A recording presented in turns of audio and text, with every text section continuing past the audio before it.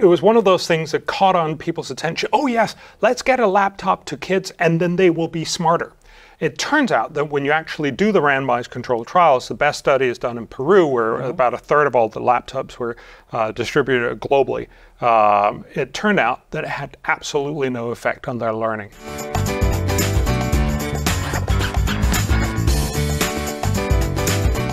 Hello, rozmowy Sebastiana Stodolaka to kolejny odcinek, tym razem to będą rozmowy po angielsku, that's why I'm switching to English right now.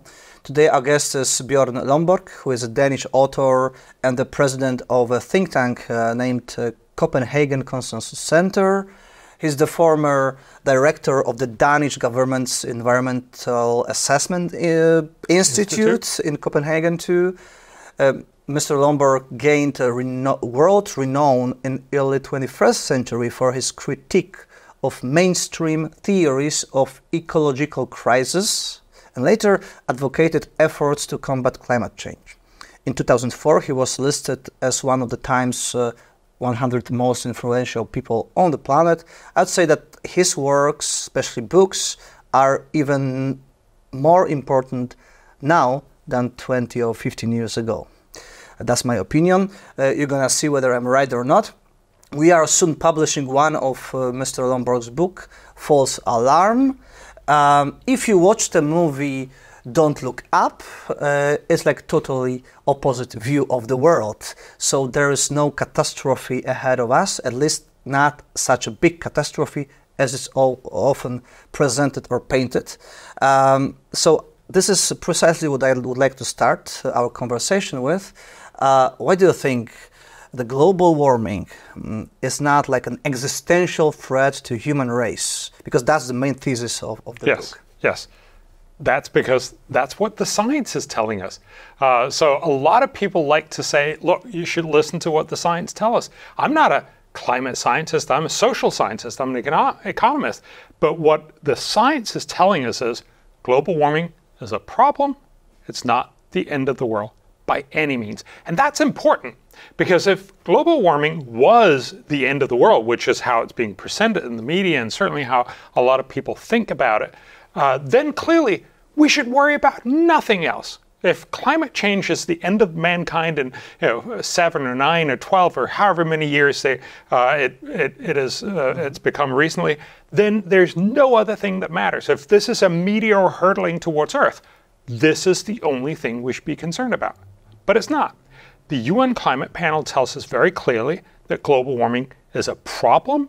They estimate that by the end of the century, the average person on the planet will be about 450% as rich as he or she is now. That's a phenomenal increase in GDP growth. We'll be much better off. We'll have learned much more. We'll have fewer people that don't have education. Everybody will have food, all these kinds of things.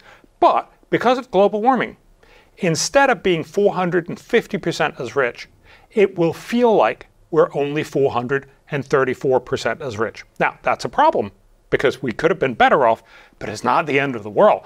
The world will be much, much better in 2100, only it will be slightly less, much better than it otherwise would have been. And this is the crucial bit. The last bit I just told you about comes from the climate economics. This is a wide field with lots of people doing research on all the negative impacts on climate change. And the only person to win the Nobel Prize in Climate Economics, it's William Nordhaus from Yale University. He got the only Nobel Prize in Climate Economics in 2018. And his estimate is exactly what I told you, that instead of us being 450% as rich by the end of the century, we'll only be 434% as rich. So if global warming is not the #1 human race problem, then where would you place it on the list of problems? What position does it have? And this is the interesting bit about what I do in general. So I am known much in the rich world about talking about climate change, because honestly, that's all that most rich people care about. For most other people in the world, there are plenty of other problems. If you actually live among the 7 billion not rich people in the world. They care about the fact that their kids might die from easily curable infectious diseases, that they don't get enough food, that they have terrible education, that there's bad regulation, that there's corruption, all these other things. And we tend to forget that in our focus, our single focus on climate change. We tend to forget there are many other problems in the world. Now, you ask me, so how do you rank problems? Yeah. Well, you can't, because it's not a question about what's the biggest problem. Arguably, the biggest problem in the world is that we all die. You know, economists would say we have a severe undersupply of immortality, but we don't know how to fix that. So the point is not to rank what are the biggest problems. The point should be, and that's what I've been spending the last 20 years on, should be to rank what are the best solutions. And the point here is very, very different, because some problems have great solutions. Some problems, like immortality or death, have no solutions. Not yet, at least. Well, not yet. I wouldn't hold my breath for that one. So the fundamental point is, let's focus on the stuff we actually can fix. And some things are really smart to do within one area. So we're gonna talk about those things very extensively. I wanted to talk about climate. I know that you want to first talk a little bit about that. But look, it's also true within each area. So take climate change. You can do some really smart stuff, and you can do some really dumb stuff. And so I'm not surprisingly arguing, why don't we do the smart stuff first? And that's the whole point of trying to prioritize, recognizing not all things are equal. Not all problems are going to lead to the end of mankind. Actually, probably very few are. And we need to then ask, where can we spend the extra zloty or the extra dollar or the extra rupee or whatever your currency is, and do the most good. On climate, that is almost entirely focusing on better innovation. Innovation is what's fixed most problems in the world. This is also what's going to fix climate change. Right now, almost all focus on climate is to try to tell everyone, would you mind being a little poor, a little less comfortable, a little more restricted in your life, and then we'll try to fix some of this global warming. It turns out that's really, really hard, both to get people on board with, and also if you actually want to fix climate, it'll cost a lot. Okay, that's why you shouldn't do it. I get it, but let me ask you, is it only the intellectual mistake that elites are committing? But the title of your book suggests something more tricky or even ominous. It's false alarm. Somebody had to ring this bell, and somebody had to, make us alert that this is like an existential threat, while it's not. Yeah. So, only a mistake, intellectual blind alley, or something more? So, I tend to believe that most people are good people and they actually want to do good. So I don't think there's this big conspiracy or anything. If you look at most things, and let me talk about something that's not climate because it's easier to understand. But if you think about education, if you think about healthcare in rich countries, if you ask a teacher, how are the kids doing? He or she will say, oh, they're not learning anything anymore. We need to spend much more money on education. Likewise, if you ask people in the healthcare sector, they'll say, oh, there's tons of problems and antibiotic resistance, and we need to spend a lot more money. It's not surprising that everyone in their own field will tend to tell you, we should be spending a lot more money in my field. And then that's sort of natural. The teacher worries about education, the healthcare professional worry about healthcare. People who work in environment worry about environment, and so the same thing for climate. The problem is that the climate conversation is so uniquely well suited for most of the news conversation. So everything, it's like the gift that keeps on giving. You can make every weather event into a climate problem. So too cold, climate. Too warm, climate. Many storms, climate. No storms, now it's also a climate problem. There's nothing. Maybe it is.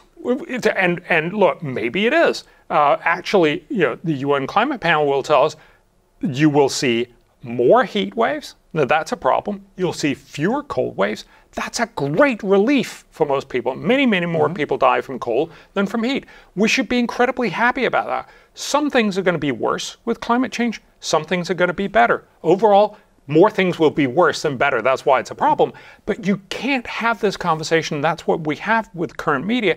Everything becomes clickbait, and everybody pushes this conversation that sort of keeps winding itself up to say, oh my God, this is an existential threat. There is nothing in the UN Climate Panel report, and it's a long, boring report, that actually tells us it's the end of the world. All right, so before we close that topic on climate change, I'd like to know, how do you respond to the argument that I often hear from people who are into this narrative of existential threat? So they say, yeah, in the area of what's predictable, you're right, it's not an existential threat. But there are some thresholds after which we lose the predictability. So if we pass those thresholds, we may just lose control, and the weather events could become really severe and really damaging to all the societies, and we will have no tools to combat that. So how do you respond to that kind of reasoning? So I actually think it's the most intellectually responsible counter-argument to what I'm saying. And it is a reasonable argument to say, look, on the mainstream sort of view on climate change, it's going to be a problem, not the end of the world. But how do you know? Maybe there's a tiny risk that we're going to push something and it's going to go really wrong and then we're all going to die. How about that? That is, at least intellectually, a correct assessment.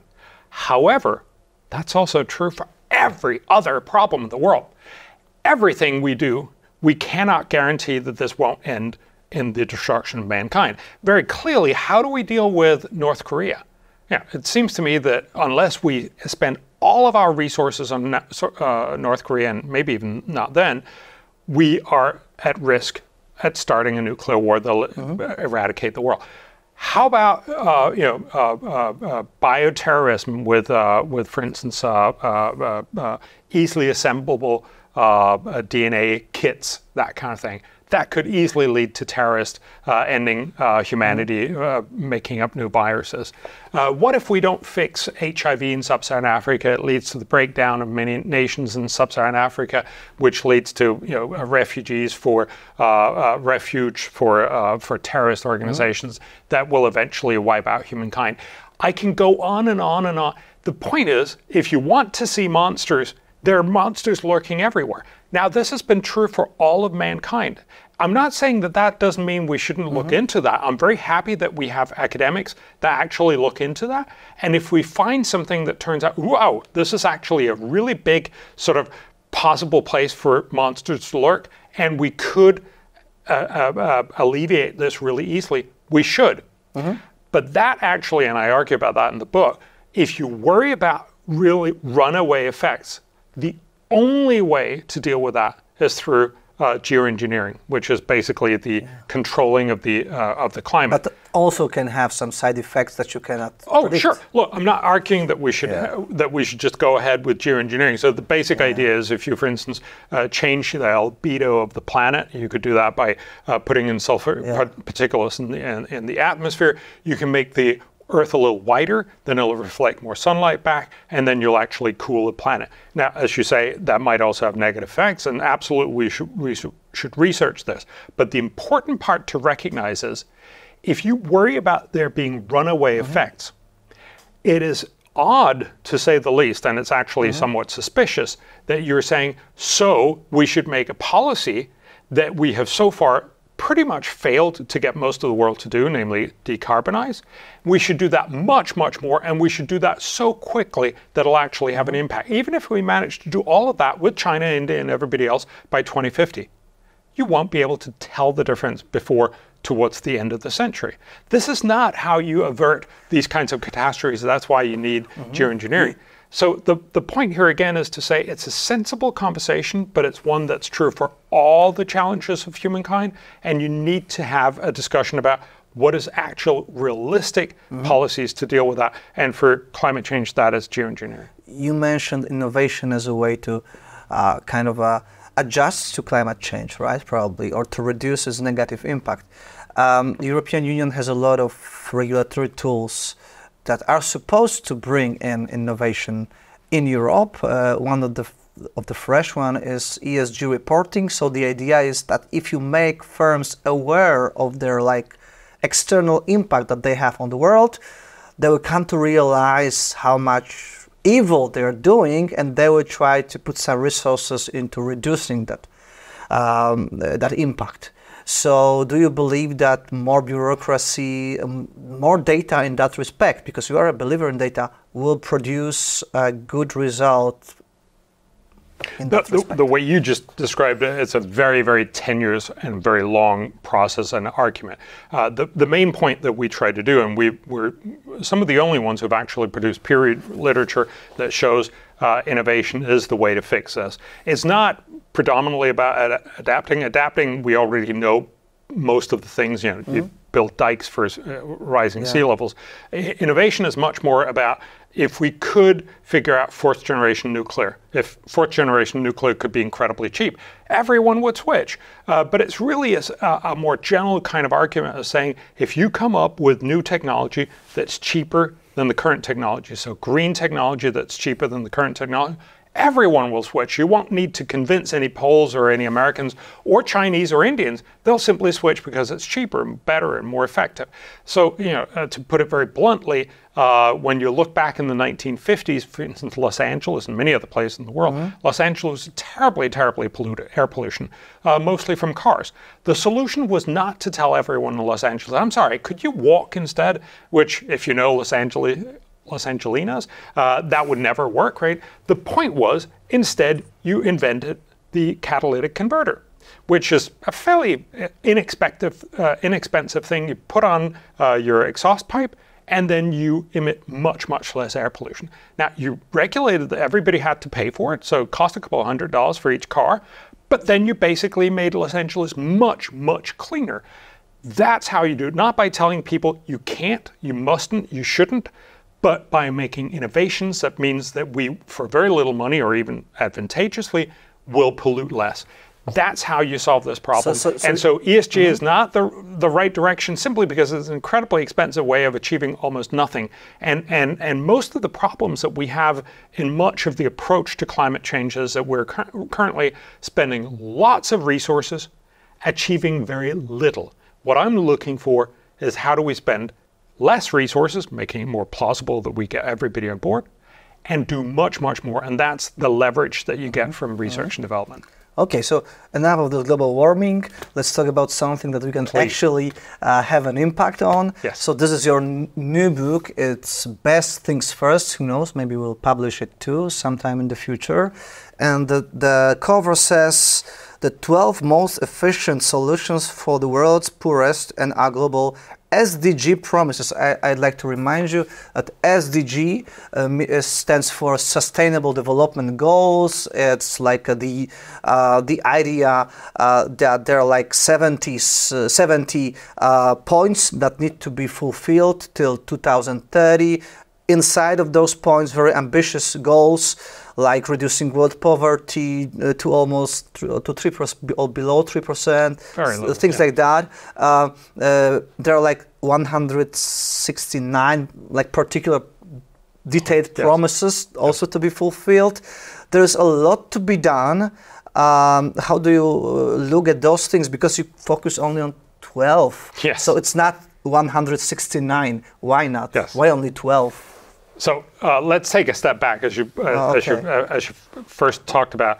The world has made all these promises, the Sustainable Development Goals, which are really promises. Yes, we should fix poverty, we should fix hunger, we should fix disease, we should fix corruption and war and climate change and everything in between. We should fix education, we should also get everybody organic apples and community gardens and everything in between. It literally is a document. It sounds like a Miss Universe or Miss World statement. Yes, yeah. I want world peace and everything else.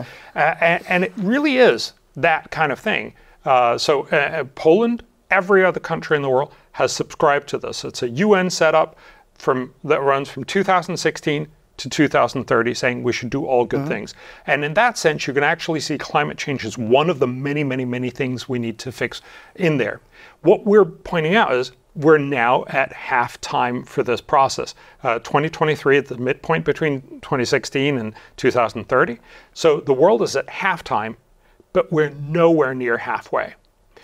Which is not surprising. If you promise everything, it's kind of obvious that it's not going to work out very well. And what we have done is essentially talk a lot.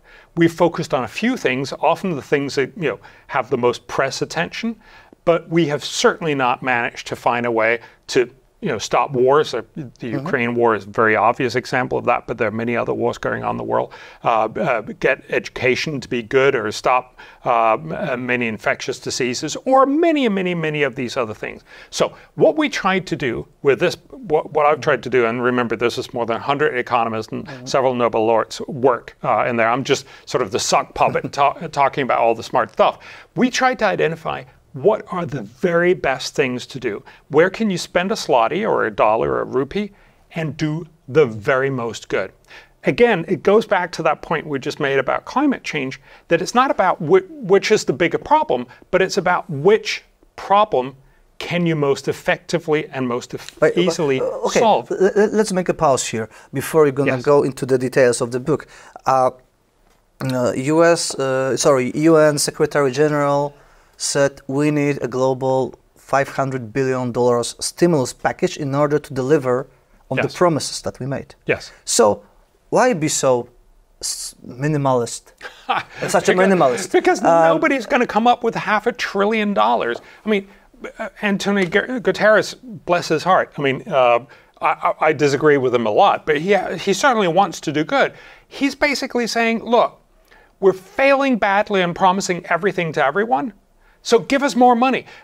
First of all, it's not at all enough. Just remember that I think reasonably what we're actually lacking is somewhere between 10 and 15 trillion dollars a year. All right. This is like a U.S. economy size package. Yes, it's actually it's equal to the entire global tax intake of every nation in the world. So Poland and every other nation in the world. If you take all the tax intake, that's the additional money we would need in order to fulfill everything we promised. So it's literally not going to happen because we're already spending a lot of that money on good stuff. I think most people would agree, at least in democracies, that's what we've elected governments to do. So this is just not going to happen. When Guterres says, hey, give me $500 billion, it sounds a little weird to give $500 billion to the guy who already didn't figure out how to do it well in the first place. So what we're trying to say is, instead of trying to say, let's try to do everything we promised, because we failed, let's at least first look at where we can spend extra money and do the very most good. And so the bottom line of what we find here in the book is that if you focus on these 12 things, and I'm sure we'll get to them, but education and tuberculosis, that kind of thing, it will cost $35 billion, so much, much less than what Guterres is talking about. Not $500 billion, but $35 billion. The benefit will be phenomenal. It'll save 4.2 million lives each and every year. That's like 14% of every death in the poor half of the world. And it will make the poor half of the world about $1.1 trillion richer each and every year. It sounds very interesting. So we're going to talk more about specific ideas that you have, that you presented in the book. But before, still, let's ask the question: why do the world leaders promise more that they can deliver?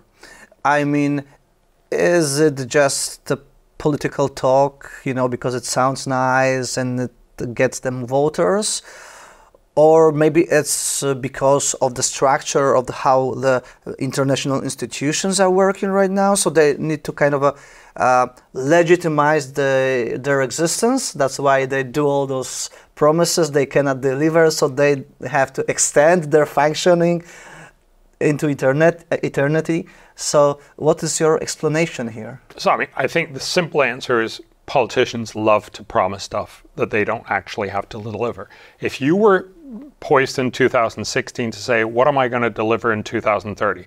Chances are you won't be a politician in 2030, so you're just going to go ahead and promise everything. It's much, much easier to promise everything than actually trying to say, look, we don't have money to do everything. what should we do first? That obviously makes everyone pissed, because you're not going to do, especially if you have this wonderful thing that's actually pretty inefficient but costs lots and lots of money. We're not going to do that, but that'll make you annoyed. So politicians love to pretend we're saying yes to everything, but of course we're not actually doing that. And so what I'm trying to do is simply to say, if we actually want to do the most good we can, here's how to. Now, this is going to piss off a lot of people, because it means we're essentially not going to do a lot of these bloated budgets that will have fairly little impact, but will make a lot of people employed. What we should be focusing on is, first, where can we spend little money and do amazing good? And so what I should just say, I hope you'll put it on the Polish cover as well. Yeah. We actually put the conclusion of the book on the cover. So this is the cost down here. That's the, yes, thank you for leaning in. This is the tiny cost down here. And this is the bar of the benefits, right? So the costs are about $35 billion, as I mentioned. The benefits are $2.1 trillion. This is probably the best deal we'll ever get this this decade. So let's go into details. Let's dive into details. What's the most effective way to combat a problem identified by you in the book? Yes. So we actually try to not make that argument, because we don't want to make a competition between these 12. Of course, you can look at the numbers, but I'll tell you a few of them. So education is one of the great interventions. We all love education. We all know how incredibly important it is to do something about education.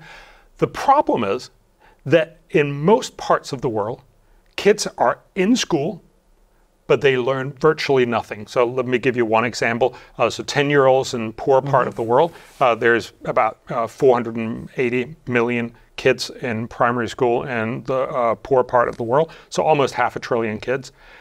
Almost 80% of them are not learning. So one question they give them is, they ask them to read a sentence that says, Vijay has a red hat, blue shirt, and green shoes. What color is the hat?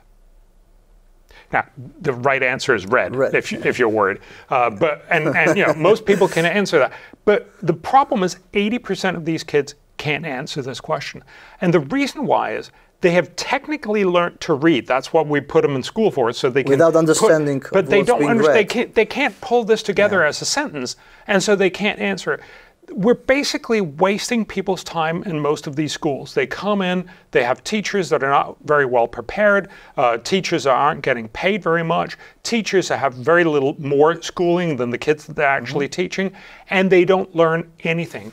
One of the big problems in schools, this is true everywhere, but especially in the poor part of the world, is that you have, say, 50 kids that are all 12 years old, and you put them in the same grade. Then you have 50 13-year-olds, and you put them the grade above. But remember, these 50 kids, some of them are really, really ahead of the game, and they're incredibly bored with the teacher. Some of them have virtually no clue and are just about to drop out. What is the teacher going to do? How do you teach that class? Because you actually want to teach each student at his or her level, but you can't. You have to, hit one level and lose the smartest, lose the people who don't follow at all. The right answer here, and this is something that we know very, very well in the educational space, is we should teach according to level. So we should teach each one of these kids according to his or her own level, where he or she is. How do you do that? Turns out one of the ways you can do that is by putting them in front of a tablet 1 hour a day. This has been tested in a lot of different circumstances with very good sense of how much this will cost and how much good it'll do. If you put them in front of a tablet with educational software, this software will very quickly figure out, oh, okay, you're at this level, and then start teaching at that exact level. Some people have no idea, then you'll go all the way back to the beginning. Some kids are far, far ahead. What happens then if you do that 1 hour a day? So the rest of the day continues just as boring and confusing as always, but then 1 hour a day you sit down with this tablet. Most of the kids love it. What happens is that after 1 year, these kids will now have learned what they normally would take 3 years to learn.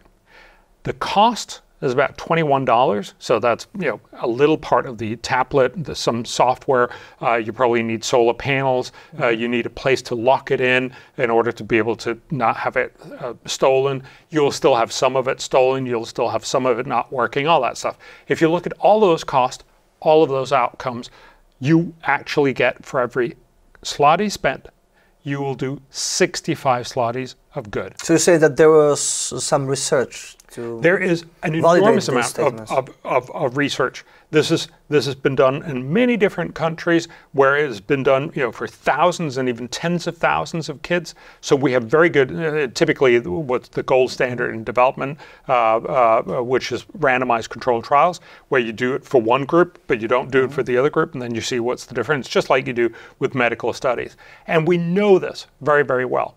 The reason why it's not happening is because that's not what most politicians want to do. They want to build new schools and come out and cut the cord and say, see, I care about education. Or, for instance, in Indonesia, a decade ago or so decided they wanted to spend a lot more on education, so they actually doubled teacher pay. Now, studies show it made teachers more happy, but it had zero impact on learning. So the simple point here is to say there's a lot of stuff we know doesn't work. There's a few things we know do work. We should do that. So what about the teachers in those poor countries?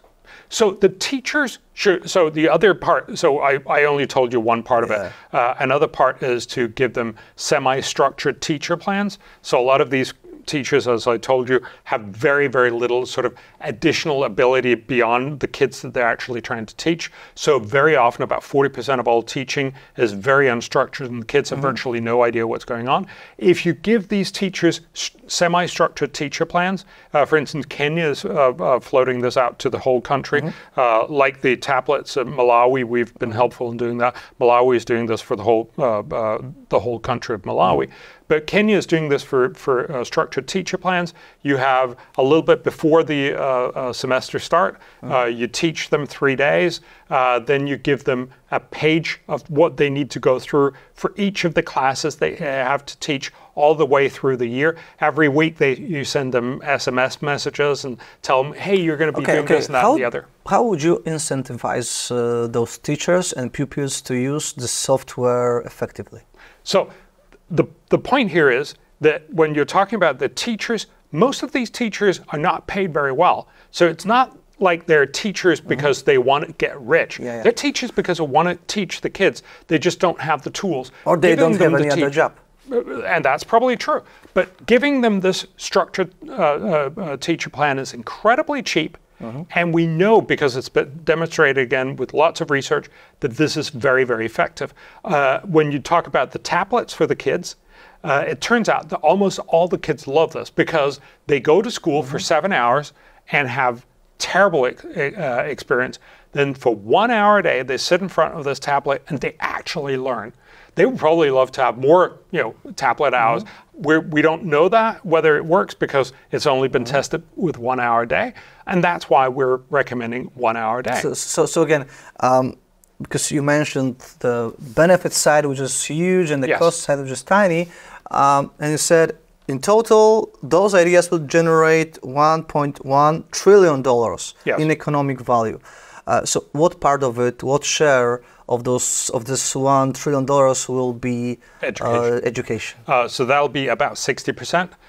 So education doesn't save any lives, but it does create a huge benefit. Now remember, most of this benefit will come far into the future. If you make kids smarter in 3rd grade now, that's not going to help in 4th grade. Nobody's going to get richer. But once they get to be adults, they will go out, and we know very well that they will be more productive. They'll actually deliver higher incomes. So what we're actually finding is the benefits is going to be, and I'm making this roughly because you can't just do that, but about $11 trillion. But because the benefit is so far into the future, most economists would argue you need to discount it back till today, where it's worth less because it's far into the future. That's what it becomes, about $600 billion of benefit from the educational part. I'd like to ask you specifically about the idea about saving the lives of mothers, because this is very interesting. In Poland, like you're now on the same page with Bill Gates, so you even published a joint article about this book.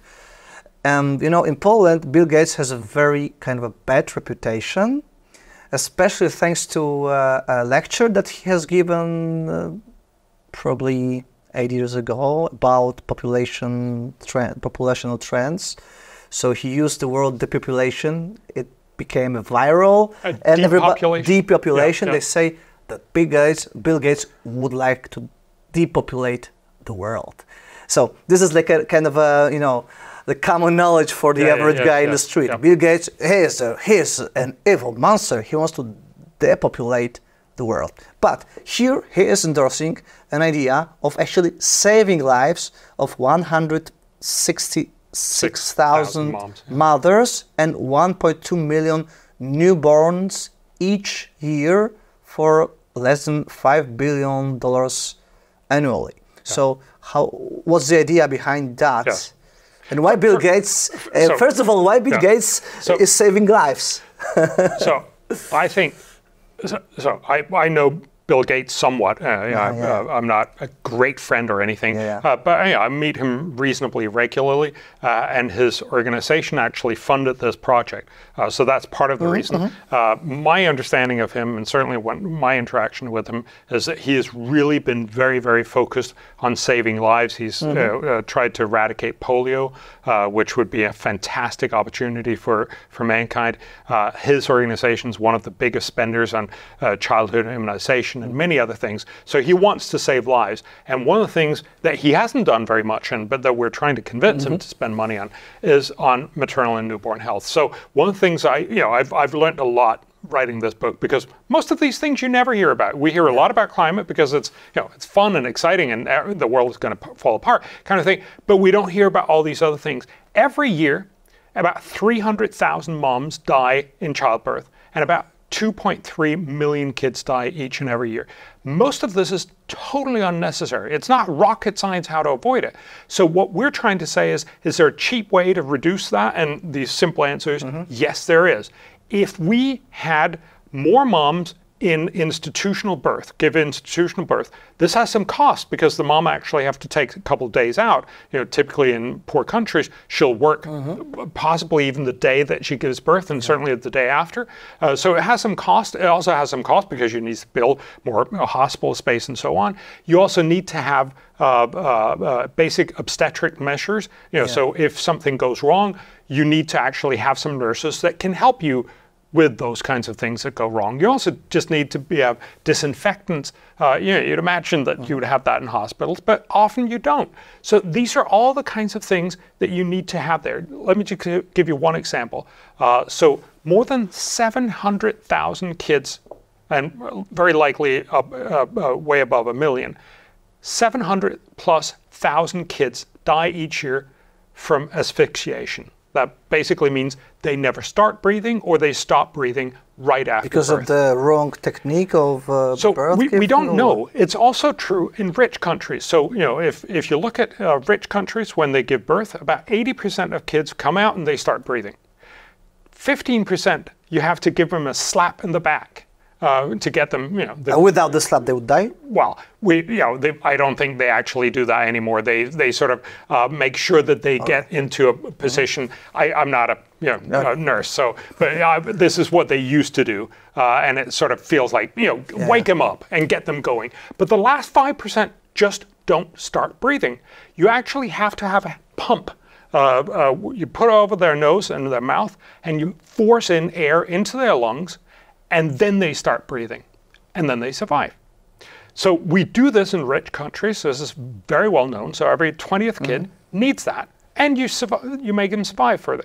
But in many countries, so only about 35% of all institutional births in the poor part of the world has this hand pump. The hand pump costs about $65, so it's virtually nothing. Over a 3-year period, when it can last, it'll probably save about 25 kids' lives.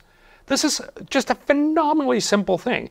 And again, I'm not asking people to start, go fund it for just that little thing, because it's a lot of different things you need to put together. The World Health Organization, it's called BMUNC, Basic Obstetric and Newborn Emergency Care. But the fundamental point is we need all of those things, and we need more focus on saying we should save moms and kids. The easy answer, the obvious answer is, why is that not happening right now? But the simple answer is doctors, just like everyone else, love stuff that's interesting, right? They want the big MRI machine. They don't want this hand pump. That's sort of a boring little thing. So you want the big machine that, if you've ever seen that Monty Python skit, the machine that says ping, that's the kind of thing that most doctors like. Whereas what we try to emphasize is a lot of these things are simple, basic, cheap things that'll save lives. So if you use the best methodology that we have from the World Health Organization, and we estimate all the cost also of consumables and of more nurses' time and all these extra costs, and also the costs, as I mentioned, for the women, that turns into about $4.9 billion a year, but it'll save, as you mentioned, 166,000 moms each year, and it'll save 1.2 million kids. If you translate that into money, which we try to do in order to make all of these comparable, it turns out for every zloty spent, you will do 87 zlotys of good. Again, you'll have a little cost and a huge benefit. It's just one of those things we should do.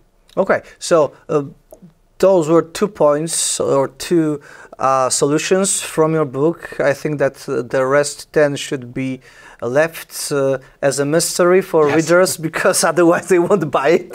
So, well, I want everyone to know about this, but yes, it's the same kind of thing. But I'm joking. The question is, who should be responsible for coordinating the implementation of those solutions? Governments, private foundations, Bill Gates of the world?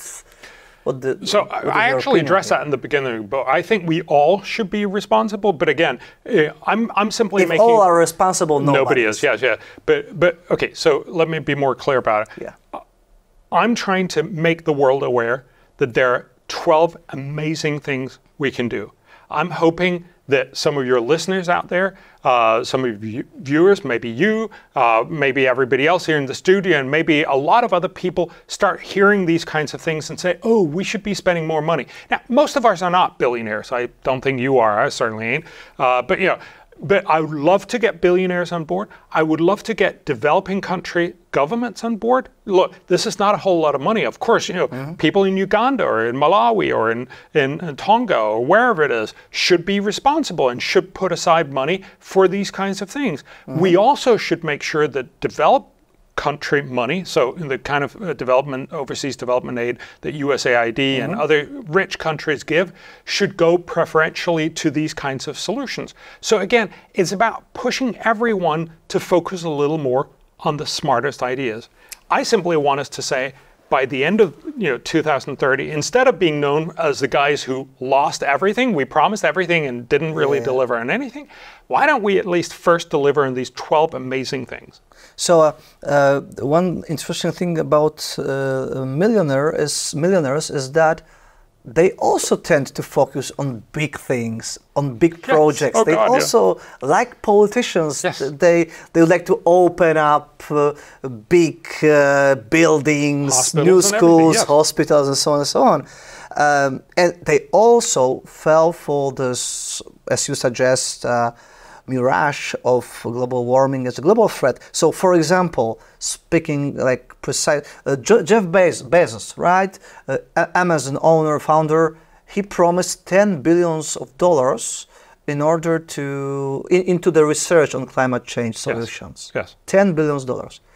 How much good could that money make if it would be invested in those solutions? It's very likely could do more good. So again, I haven't looked at what his particular foundation does, but you're absolutely right. Most billionaires want to be loved, and they want to say, "See, I solved this big problem."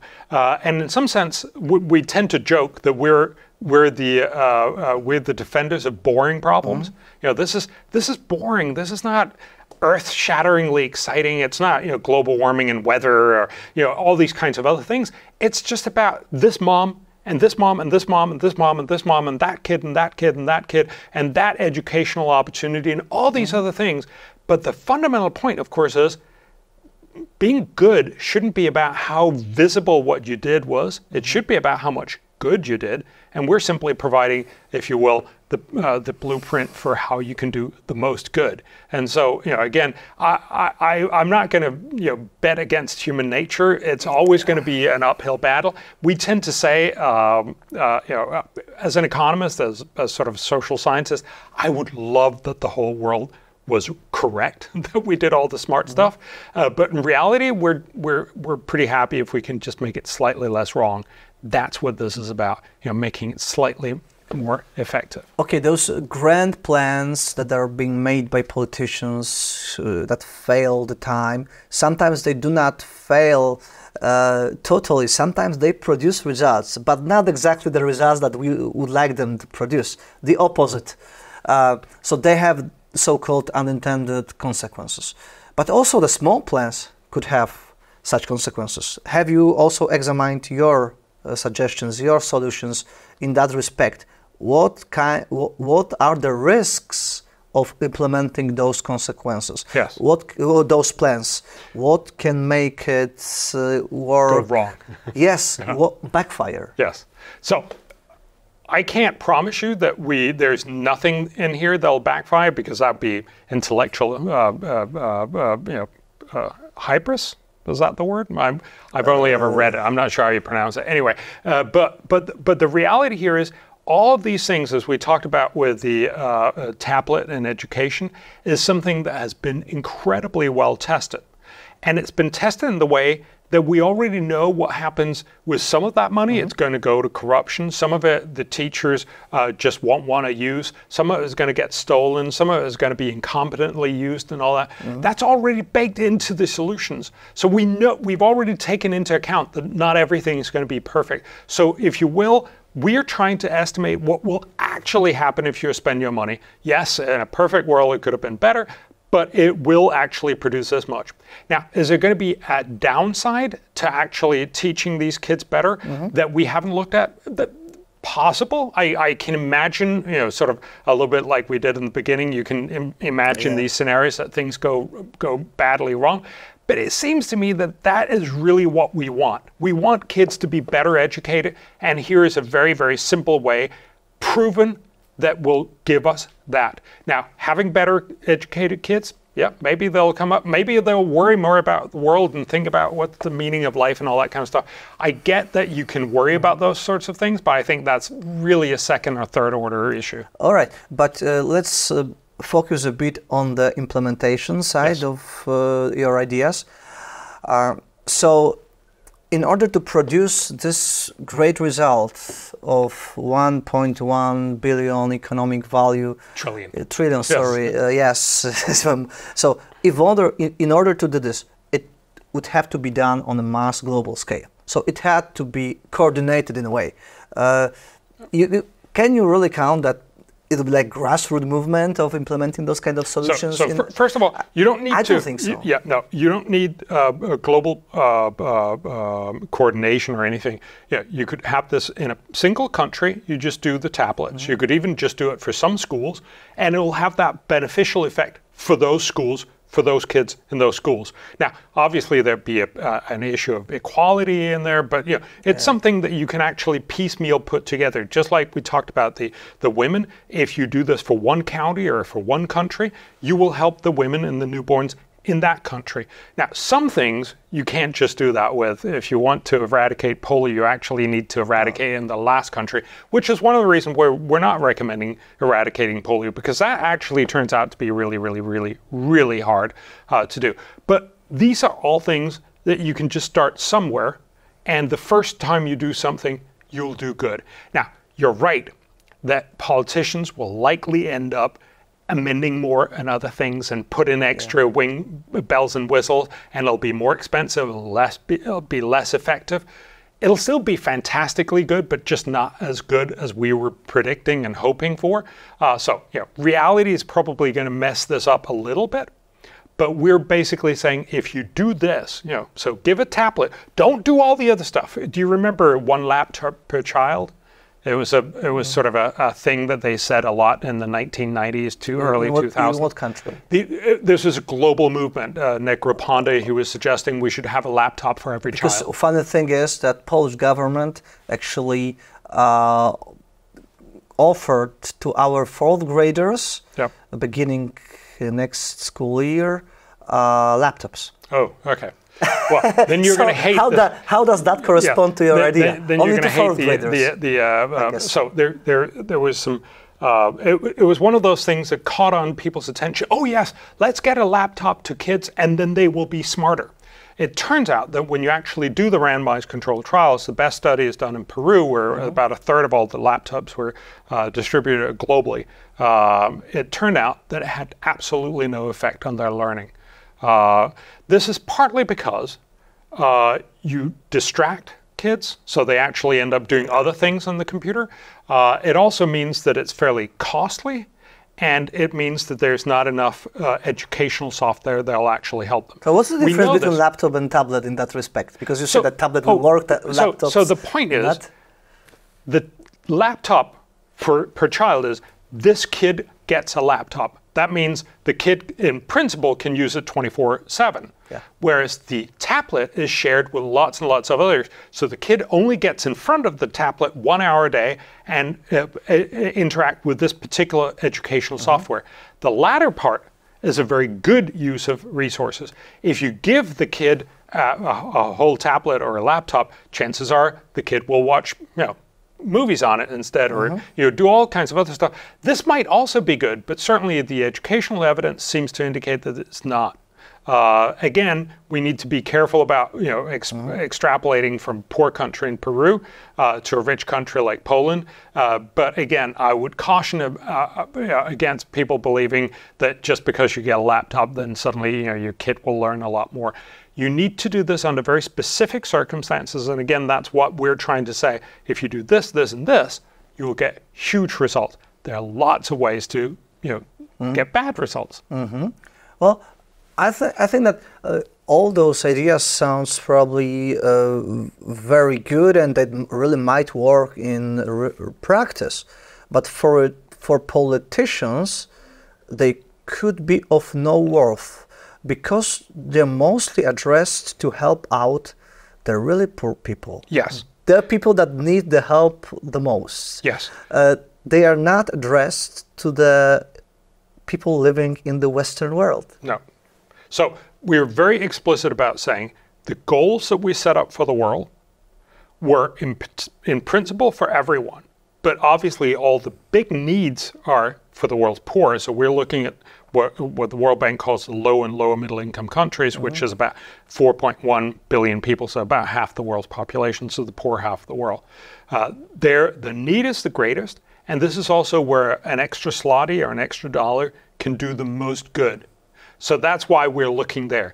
Clearly, if your goal is not to do good in the world, but your goal is to do good in Warsaw or wherever you live, the answer is different. So this book is not for everyone, but remember, the world has come together to say we want to make poverty history, we want to make hunger history, we want to make all these wonderful things. That's mostly about poor people. We also have talked about climate change, for instance. Climate change, to a very large extent, when you ask people, for instance, I come from Denmark or Sweden, their global warming is a net positive. We should be happy about global warming. Now, is it like the scientific consensus on the net positivity of global warming? The studies typically show. Well, this is fundamentally because if you live in a cold place, getting warmer is actually kind of nice. There are also some problems with it. Sea levels will still rise, but overall, Nordic countries will probably be better off. The reason why Nordic countries still say, and I think that's exactly right, say, well, look, wait a minute, global warming is still a global problem, but it's mostly going to harm the world's poor. That's why we really care about global warming. That's why we're going to do something about global warming. I think that's the correct argument. But again, then you have to say, do you want to help people very far into the future for a lot of money, pretty ineffectively through climate policies? Or, I don't know, do you want to help them cheaply and effectively through things to help moms and But moms those and kids? great plans have this feature of demanding something from us personally. Yes. And in a very perverse way, that could be a good glue for the society as a whole. You can unite around the idea of helping somebody in Africa. Sure. If whether it's effective or not, you don't care. You just have this feel-good factor in you, and it's just enough for you. And I think that might be a part of the explanation why politicians are not going, at least yet, in for your ideas. Sure. And look, they are. I mean, this is not totally unknown. Obviously, we're not reinventing the wheel here. But they're also saying we should do all these other things, and so it gets diluted. But you're absolutely right. Look, maybe the goal of most things that we do is not to actually do good in the world, but it's about feeling good about ourselves. And then, of course, you should do the stuff that makes you feel the most good about yourself. So I'm not arguing that this can make you feel as good as you possibly can for yourself. I'm simply arguing if your goal is to do the most good, this is what you should do. So one of the last questions I'd like to ask you. First of all, what's the background for those solutions? What's the research? Who did it? How legit is this? So this is all based on peer-reviewed research. All of it is published in the Journal of Benefit Cost Analysis, a Cambridge University Press journal. This is with some of the best economists in the world. So, for instance, the guy who did the educational paper, Noam Angrist from Oxford University, and a whole slew of other people who are some of the best in educational economics. Likewise, in the maternal and newborn health care, this is the best model that there is, based on the World Health Organization. It's based out of Johns Hopkins University, called the LIST model, that tries to examine what are all the costs and all the benefits of all the different things you can do for all moms in 55 countries that have most of the maternal child health. So these are, I think, it'd be surprising if they're all true. I mean, obviously they're not. They're expert assessments of what this will cost. We have reasonably good estimates for this. It'll cost something somewhat similar to this. It'll have benefits somewhat similar to this. So I think you can certainly have great confidence in the order of magnitude, and you can have great confidence that these are some of the smartest people who've done it. Does it mean we got everything right? That would be very surprising. But I think it's certainly better than pretty much everything else there's out. So aren't you afraid that the main argument, the counter-argument to your book would be as follows? Well, you are here just to distract us from the really important issues of fighting global warming and those environmental challenges already identified as existential threat. Who is paying you? That will be, it sounds brutal, but it works. In the public debate. Everybody who has a slightly different opinion from the mainstream in terms of global warming is already accused of being on the payroll of some oil company, for example. Yeah. So, look, there are people who are making this argument. I actually find that most people sort of feel like, yeah, we should probably help, moms from not dying, kids from not dying, help kids learn more in school. It's kind of hard to be against these sorts of things, but I get the idea that some people are so focused on climate change that they can't see it as anything else. But if you come and say, but what about schooling? They're like, oh, you took my attention for a second away from climate change. And part of it is just, come on, get a life. But the reality, of course, is the world has many problems. Climate is one of them, and we should fix that by investing much more in green energy R&D. But it also has other problems, and denying those problems, I think, is just horrific and immoral.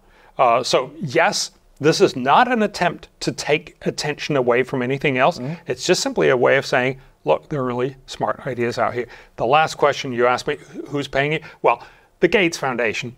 So, with this, at least that's clear. That's very, very clear. That's clear. So is there a chance that, for example, Greta Thunberg will endorse this book? I don't think, I actually have a lot of respect for Greta. That could be a game changer. Yeah. So that'd be fun.